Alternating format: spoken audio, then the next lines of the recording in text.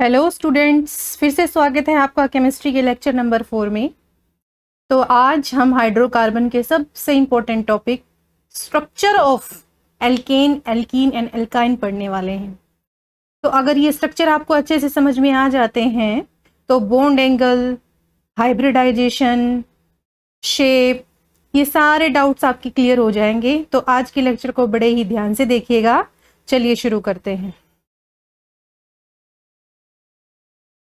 हाँ जी, तो स्ट्रक्चर को समझने से पहले आपको कुछ बेसिक टर्म्स में समझाऊंगी जिन पे आप ध्यान दीजिएगा। चलिए स्टार्ट करते हैं। सबसे पहले ऑर्बिटल से, ठीक है। चलिए देखिए, ऑर्बिटल किसे बोलते हैं?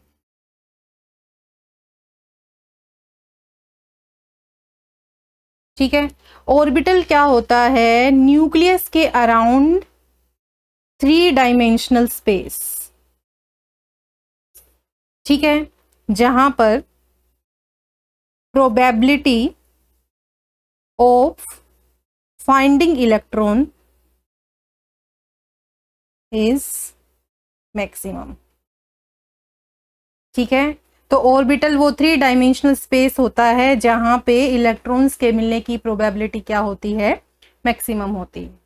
ठीक है, ज्यादा डीप में नहीं जाना है, जो जो एग्जाम के लिए जरूरी है उन्हीं चीजों पे हमें ध्यान देना है। तो अगली जो चीज आपको ध्यान में रखनी है वो ये ध्यान में रखनी है कि हमारे पास 4 टाइप के ऑर्बिटल होते हैं, एस, पी, डी, एफ।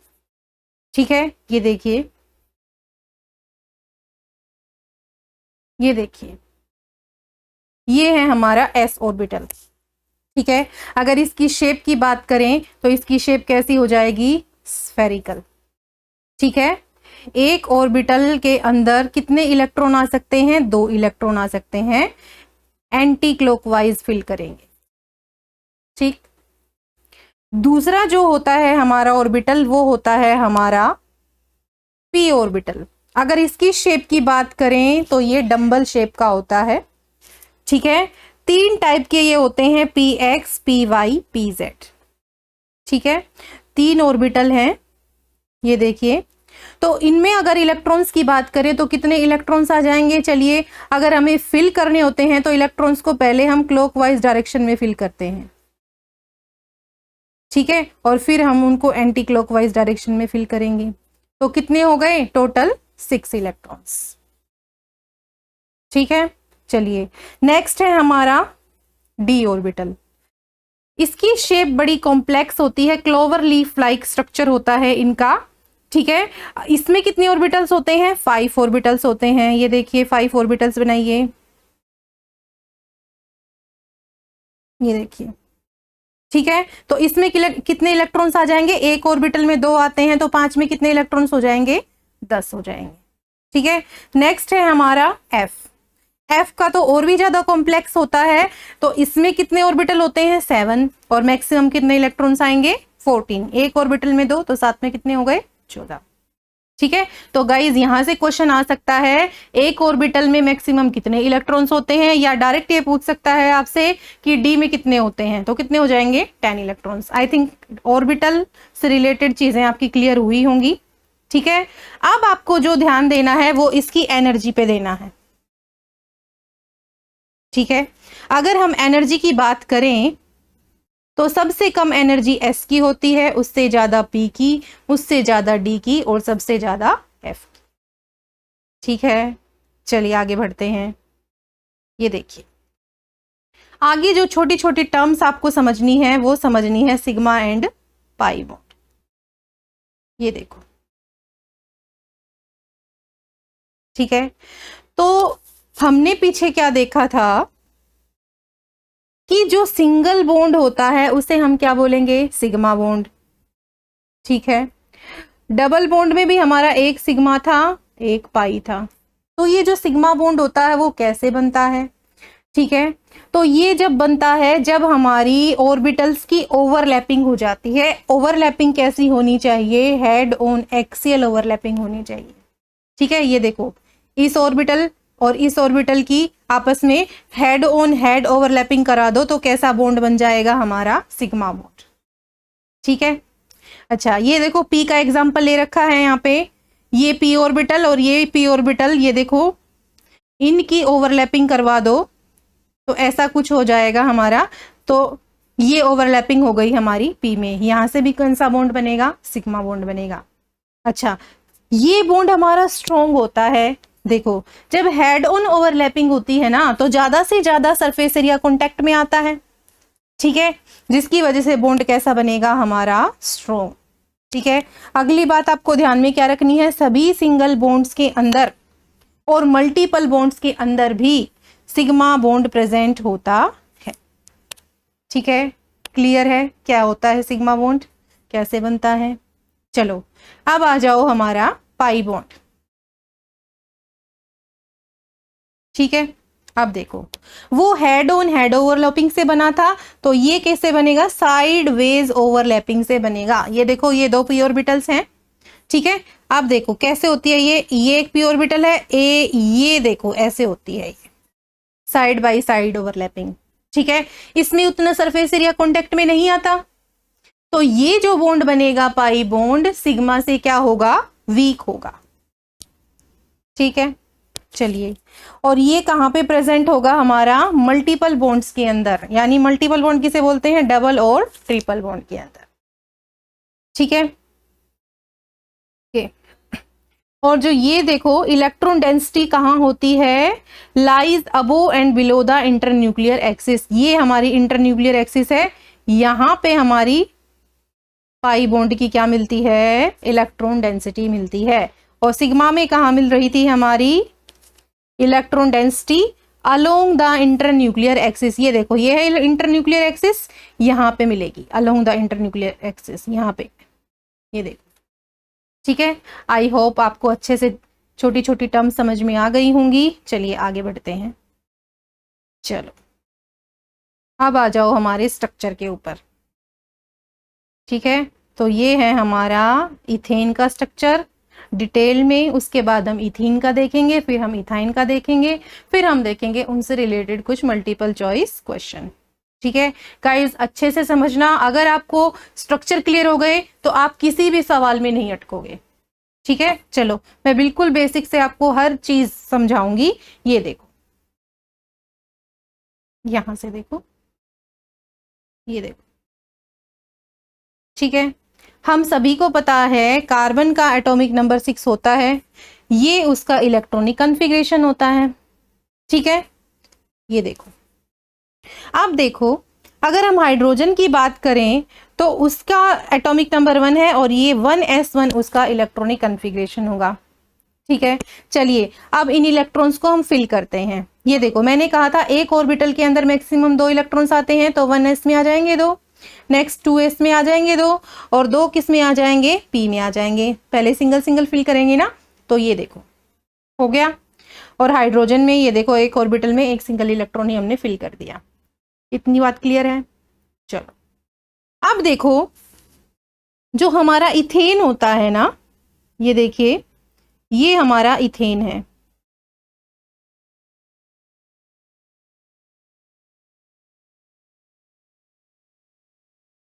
देखो अब इथेन के अंदर अगर हम इस कार्बन को देखें तो इसने 4 बॉन्ड बना रखे हैं, चारों के चारों सिंगल है, मतलब चारों कौन से बॉन्ड है, सिग्मा बॉन्ड है। ठीक है, अच्छा अब देखो बॉन्ड कैसे बनेगा, जब कार्बन का एक इलेक्ट्रॉन हाइड्रोजन के एक इलेक्ट्रॉन के साथ शेयरिंग करेगा तभी तो बॉन्ड बनेगा। ठीक है, अब यहां देखो कार्बन के कितने इलेक्ट्रॉन हैं, 2 ही इलेक्ट्रॉन है, सिंगल सिंगल तो, और इन 2 को ही शेयरिंग करनी है।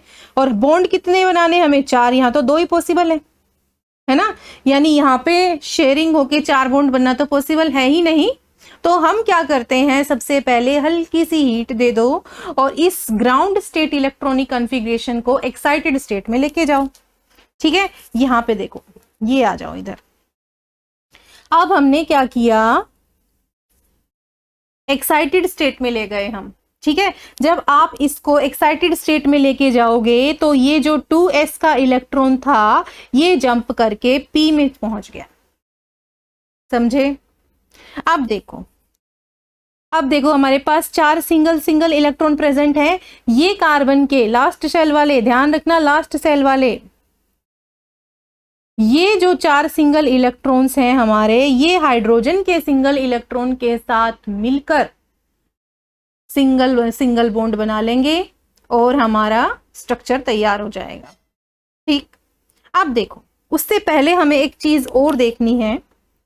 अब देखो अभी अभी मैंने आपको बताया था कि S की एनर्जी P की एनर्जी से कम होती है। ठीक है, तो हम सबको इनकी एनर्जी को इक्वल करवाना पड़ेगा। इक्वल एनर्जी के होंगे तभी तो इलेक्ट्रॉन्स आ सकेंगे इजीली। ठीक है, तो इसके लिए हमें इनकी इंटरमिक्सिंग करवानी पड़ेगी। ठीक है, इसी इंटरमिक्सिंग को हम क्या बोलते हैं? हाइब्रिडाइजेशन।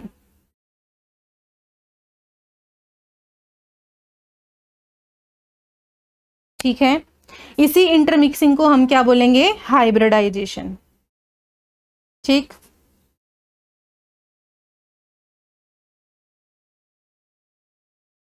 ये देखिए, ये रही हमारी टर्म हाइब्रिडाइजेशन।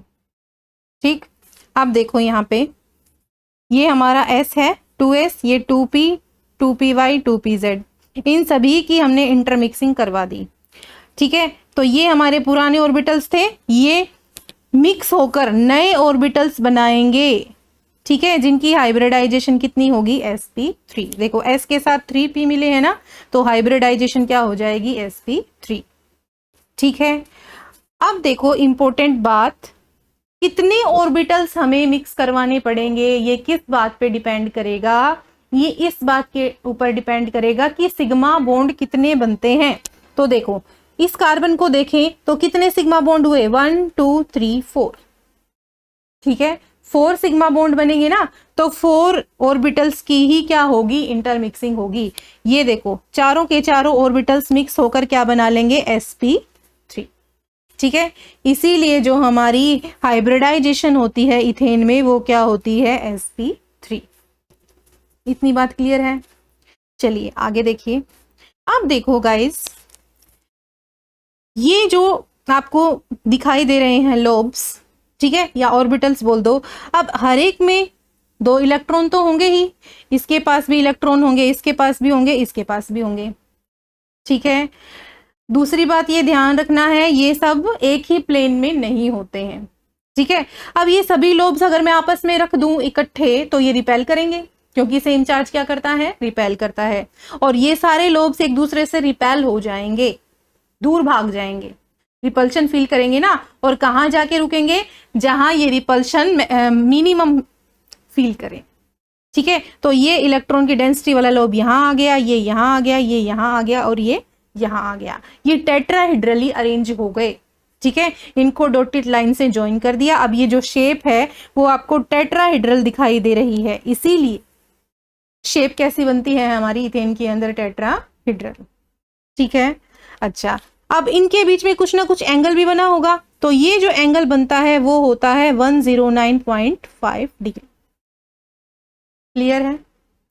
चलिए आगे देखिए, ये हमारा इथेन हो गया। ठीक है, देखो ये कार्बन है, इसके साथ ये 3 हाइड्रोजन जोड़ दिए, ये चारों सिग्मा बॉन्ड्स बन गए। ऐसी ही चीजें इसके साथ होंगी, इधर भी सिग्मा सिग्मा बॉन्ड बन गए। ठीक है, अब देखो सारे के सारे बॉन्ड सिग्मा होते हैं इथेन के अंदर, ये ध्यान रखना है। ठीक है, अच्छा, और कैसे अरेंज होते हैं? ये टेट्राहेड्रल अरेंज होते हैं। इसको आप पढ़ के देख लीजिएगा, मैंने सब समझा दिया है। अब एक बार इधर आ जाइए, ये देखो। ठीक है, ये कार्बन था। ठीक है, अब देखो ये जो कार्बन है इसके ये चारों लोब्स हो गए। ठीक है, अच्छा, अब देखो ये जो थे इसमें एक एक इलेक्ट्रॉन था, इनके साथ हाइड्रोजन वालों ने ओवरलैपिंग की थी, तो इनके बीच में सिग्मा बॉन्ड बन गया था। तो ये हो गया कार्बन हाइड्रोजन सिग्मा बॉन्ड, ये भी कार्बन हाइड्रोजन, ये भी carbon hydrogen sigma bond, hybridization हो गई sp3। ठीक है, अब ये जो एक इलेक्ट्रॉन है ये दूसरे वाले कार्बन के साथ शेयरिंग करके सिंगल बॉन्ड बनाएगा, तो ये हो गया हमारा कार्बन कार्बन सिंगल बॉन्ड। ठीक है। इसी तरह इस कार्बन का 3 हाइड्रोजन के साथ भी क्या बन जाएगा, सिग्मा बॉन्ड। ये हमारा लेफ्ट वाला कार्बन है, ये राइट वाला कार्बन है, ये दोनों जुड़ जाएंगे और क्या बना लेंगे, हमारा इथेन बना लेंगे। ठीक है, आप देखो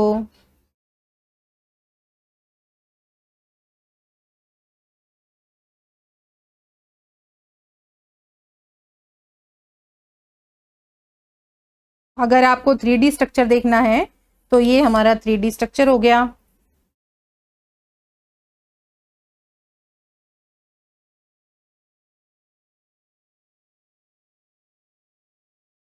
ये हमारा 3D स्ट्रक्चर है किसका,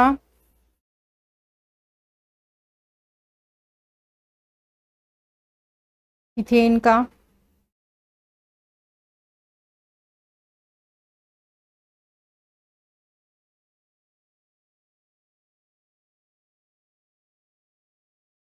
ठीक है, ये हमारा इथेन का क्या हो गया, 3D स्ट्रक्चर। मैं आपको थोड़ा सा जूम करके दिखा देती हूँ। ये देखिए 3D में है, ये इस तरह से जुड़े हुए होते हैं। ठीक है, अब कुछ इंपॉर्टेंट पॉइंट्स हैं जो आपको ध्यान में रखने हैं और आपको इजीली समझ भी आ गए होंगे। हाइब्रिडाइजेशन हो जाएगी sp3, शेप कैसी हो जाएगी, टेट्राहेड्रल, बॉन्ड एंगल कितना हो जाएगा 109.5 डिग्री। और कार्बन कार्बन ये ज़्यादा जरूरी नहीं है याद रखने, अगर हो सके तो कर लेना। और सारे बॉन्ड कितने होते हैं, कैसे होते हैं, सिग्मा होते हैं। ठीक है, चलिए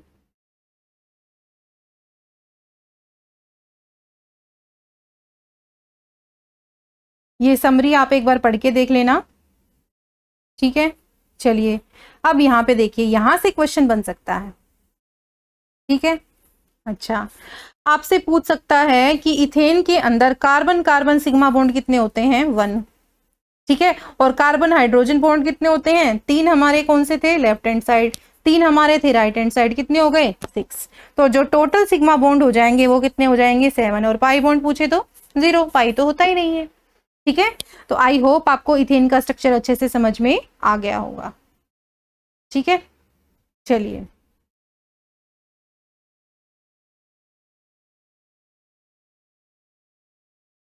चलिए ये देखिए, नेक्स्ट है हमारा स्ट्रक्चर ऑफ इथीन। ठीक, चलो वही चीज आ गई हमारी फिर से। सबसे पहले हम क्या देखेंगे, ground state electronic configuration of carbon, वही हो जाएगा। ठीक है, 2 इलेक्ट्रॉन्स हमारे किस में आ जाएंगे, एस में आ जाएंगे। याद रखना गाइज, लास्ट शेल वाले इलेक्ट्रॉन्स ही बॉन्डिंग में पार्टिसिपेट करते हैं, इसीलिए मैं 1s को कम इसमें यूज नहीं कर रही हूँ। ठीक है, तो 2 इलेक्ट्रॉन आ गए हमारे एस में, 2 चले गए हमारे पी में।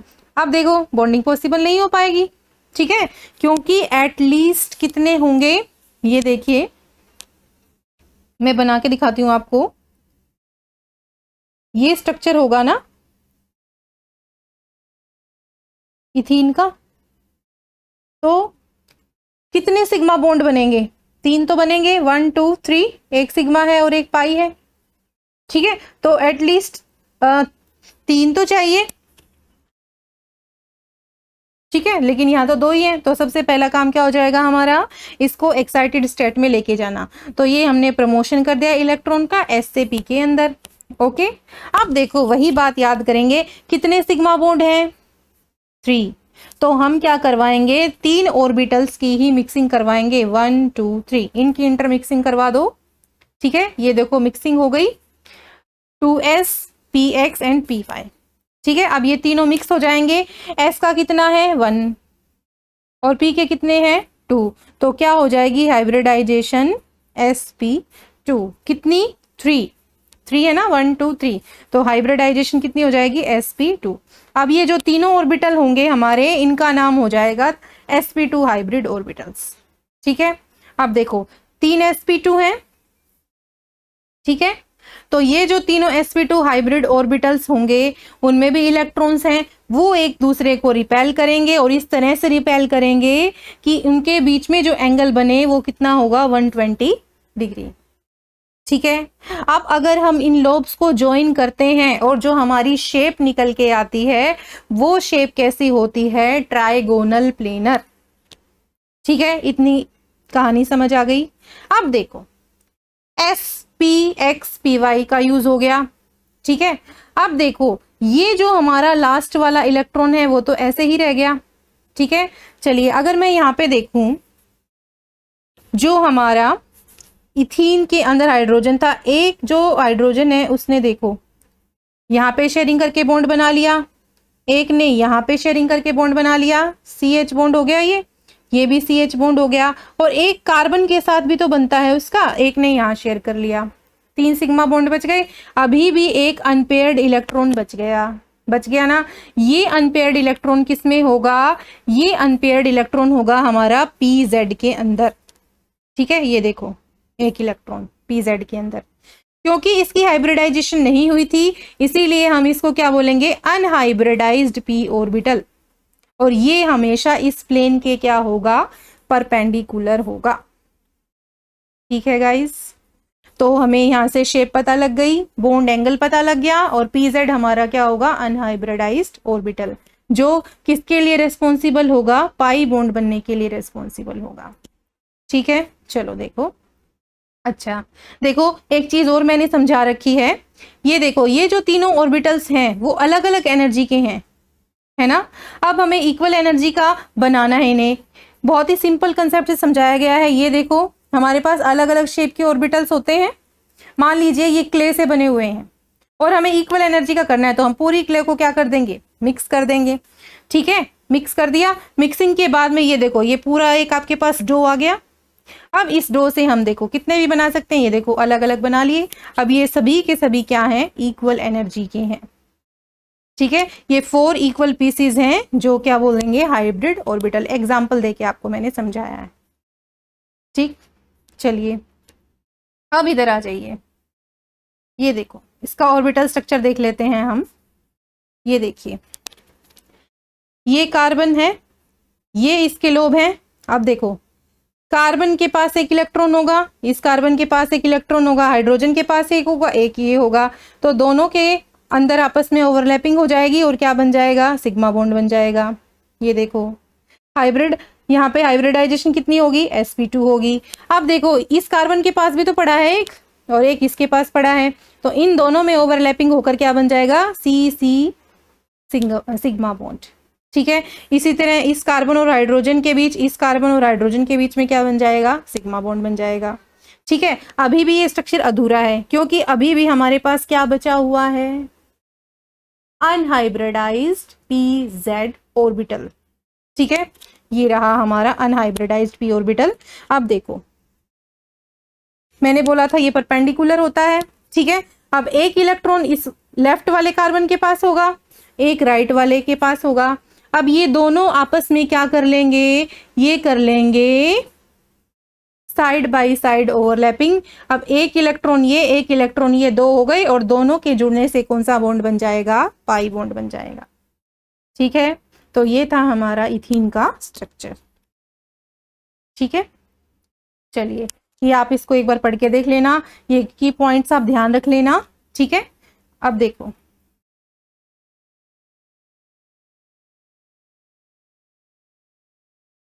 ये देखिए, ये देखिए 3D में इस स्ट्रक्चर को देखते हैं हम, ये देखो, ठीक है। ये देखो ये कार्बन है, ये हमारे सिग्मा बॉन्ड वाले हैं, ये देखिए, ये देखिए सिग्मा बॉन्ड बन जाएगा कार्बन और हाइड्रोजन के बीच। इस हाइड्रोजन ने इसके लोब के साथ ओवरलैपिंग कर रखी है। ये देखो ये 2 हाइड्रोजन हो गए, ये 2 लोब हो गए। अब ये देखो मैंने बोला था कि ये जो ऑर्बिटल होता है PZ वाला, ये परपेंडिकुलर होता है, ठीक है। अब इन दोनों के बीच में क्या हो गई हमारी, साइड बाय साइड ओवरलैपिंग, और कौन सा बॉन्ड बन गया, पाई बॉन्ड बन गया, ठीक है। चलिए आगे चलते हैं। अब आ जाइए, नेक्स्ट है हमारा इथाइन, ओके।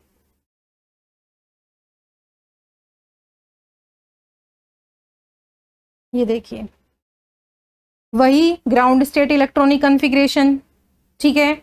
अब हम क्या करेंगे, एक्साइटेड स्टेट में लेके जाएंगे, तो ये इलेक्ट्रॉन जंप करके इधर आ जाएगा, ठीक है। अब यहां देखो गाइस, कार्बन और कार्बन के बीच में ट्रिपल बॉन्ड होता है, एक हाइड्रोजन ही जुड़ा हुआ होगा, ठीक है। तो सिग्मा बॉन्ड कितने हुए, 2 ही हुए, 2 ही हुए ना। तो 2 के साथ सिग्मा बॉन्ड बना लेगा, एक हाइड्रोजन के साथ बन जाएगा और एक कार्बन के साथ बन जाएगा। अब यहाँ पे कितने अनहाइब्रिडाइज्ड बच गए, 2 बच गए, पी वाई और पी जेड। देखो पहले हाफ पोर्शन ही सोल्व करते हैं, ठीक है, इतना ही देखेंगे यहां से यहां तक। तो 2 सिग्मा है तो 2 ऑर्बिटल्स को ही क्या करवाएंगे, इंटरमिक्स करवाएंगे, ठीक है। तो इंटरमिक्स करने के बाद एस और पी को इंटरमिक्स कर देंगे तो हाइब्रिडाइजेशन क्या निकल के आएगी, एस पी निकल कर आएगी, ठीक है। चलिए देखिए यहां पे हमने क्या करवा दिया, इनको मिक्स करवा दिया और हमारी हाइब्रिडाइजेशन आई एस पी। और कैसे, अब देखो 2 ही लोब है, मैक्सिमम रिपेल करेंगे तो कहां पे जाके रुकेंगे, 180 डिग्री के एंगल के ऊपर, ठीक है। ये देखो इनके बीच में जो एंगल होगा वो 180 का होगा, sp हाइब्रिडाइजेशन होगी, ठीक है। अब देखो 2 जो अनहाइब्रिडाइज्ड पी ऑर्बिटल बच गए वो बचे आपके, कोई भी मान सकते हैं, पी वाई मान लो, पी जेड मान लो, ठीक है। ये देखो सिंगल सिंगल इलेक्ट्रॉन पड़े रह गए, ठीक है। अब देखो यहाँ पे बॉन्ड बना के दिखा रखा है, ये कार्बन है, ये सिग्मा बॉन्ड बना लिया इसने हाइड्रोजन के साथ, इस कार्बन ने इस हाइड्रोजन के साथ, और कार्बन कार्बन के बीच में भी क्या बन गया, एक सिग्मा बॉन्ड। अब जो हमारे पी वाई और पी जेड बचे हैं वो इसके प्लेन के क्या होंगे, परपेंडिकुलर होंगे, ठीक है। ये देखो ये इसका स्ट्रक्चर हो गया, ये आप सब ध्यान में रख लेना, ठीक है। ये देखो इसका 3D स्ट्रक्चर हम देख लेते हैं, ये देखिए, ठीक है। ये कार्बन है, हाइड्रोजन के साथ इसका सिंगल बॉन्ड बना हुआ है सिग्मा, इस हाइड्रोजन के साथ बना हुआ है सिग्मा। अब देखो गाइस ये दिख रहा है आपको परपेंडिकुलर, ये दिख रहा है आपको परपेंडिकुलर, एक इलेक्ट्रॉन इसमें एक इलेक्ट्रॉन इसमें, इन दोनों की ओवरलैपिंग हो जाएगी, क्या बन जाएगा, पाई बॉन्ड। अब देखो एक ऐसे होगा, ये देखो ये दिख रहा है इस साइड, ये इधर और इधर निकला हुआ, ठीक है। ऐसे देखो ये दिख रहा है, ये देखो सामने की तरफ होंगे, उनमें भी आपस में क्या हो जाएगी, ऐसे ओवरलैपिंग, और क्या बन जाएगा, पाई बॉन्ड। तो एक पाई होता है, सॉरी एक सिग्मा होता है और 2 क्या होते हैं, हमारे पाई होते हैं, ठीक है। एंगल कितना होता है, 180, इसीलिए इसका स्ट्रक्चर कैसा होगा, हमारा लीनियर। ओके, आई होप आपको समझ में आ गया होगा। चलिए इस रिलेटेड कुछ मल्टीपल चॉइस क्वेश्चंस भी देख लेते हैं। सो हमारा फर्स्ट क्वेश्चन है, what is the hybridization of carbon in ethane. Ethane में क्या हाइब्रिडाइजेशन हो जाएगी हमारी, sp2। Next, which molecule has a trigonal planar geometry, किसकी होती है ट्रायगोनल प्लेनर, इथीन की, तो आंसर हो जाएगा ये, ठीक है। How many pi bonds are present in ethyne, ethyne में कितने पाई बॉन्ड्स होंगे, 2, ठीक। What is the bond angle in ethyne, कितना एंगल होगा, 180 डिग्री, ठीक। विच मॉलिक्यूल इज प्लेनर, कौन सा मॉलिक्यूल प्लेनर होगा, इथीन, ठीक है। तो ये था हमारा आज का लेक्चर को ध्यान से देखिएगा, ठीक है। इससे रिलेटेड और भी क्वेश्चन सोल्व करके देखिएगा, और अगर आपको फिर भी कोई डाउट आता है तो कमेंट बॉक्स में डाल दीजिएगा। Thank you very much.